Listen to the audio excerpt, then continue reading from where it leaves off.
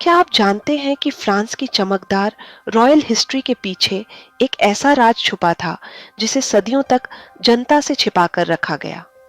एक ऐसा आदमी जिसकी असली पहचान किसी को नहीं पता थी, जिसका चेहरा लोहे के मास्क में हमेशा के लिए बंद कर दिया गया और जिसे फ्रांस के सबसे गहरे और रहस्यमय किले में सालों तक कैद रखा गया। ये कहानी है the man in the iron mask की। एक ऐसा राज जो फ्रांसीसी सम्राटों की क्रूरता और डर की दास्तान कहता है।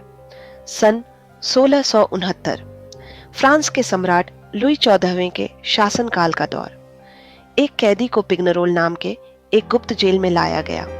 वो चुप था, उसका नाम किसी रिकॉर्ड में नहीं था और उसके चेहरे पर एक मास्क हमेशा रहता था। लेकिन ये मास्क साधारण नहीं था, ये लोहे से बना हुआ था और इसे उतारने की किसी को अनुमति नहीं थी। जिस गार्ड ने भी कोशिश की, उसे मौत मिली। उस रहस्यमयी कैदी को जेल दर जेल शिफ्ट किया गया। पहले पिग्नरोल, फिर एकांतवासी जेल सेंट मार्गरेट आइलैंड और आखिर में बास्तील, फ्रांस का सबसे कुख्यात किला। हर जगह वो कैदी एक ही नियम के साथ रहता, उसका चेहरा कभी नहीं दिखेगा। कुछ इतिहासकारों का मानना है कि उसे खास सुविधाएं दी जाती थीं। वो पढ़ा लिखा था, संगीत जानता था और राजा की तरह खाना दिया जाता था। तो सवाल उठता है, आखिर वो कौन था? इस रहस्य पर कई सिद्धांत सामने आए हैं। कुछ का मानना है कि वो लुई 14वें का जुड़वां भाई था, जिसे राजगद्दी के लिए खतरनाक समझकर बंद कर दिया गया। कुछ ने कहा कि वो एक फ्रांसीसी जनरल था जिसने राजा के खिलाफ कुछ जाना सुना, और कुछ कहानियां तो ये भी कहती हैं कि वो खुद राजा का बेटा था, एक ऐसी गलती जिसे दुनिया से छिपाना जरूरी था।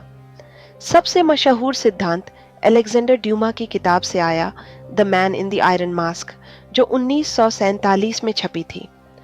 हकीकत और कल्पना के बीच की रेखा धुंधली हो चुकी थी। फ्रांस की सरकार कभी इस विषय पर खुलकर नहीं बोली।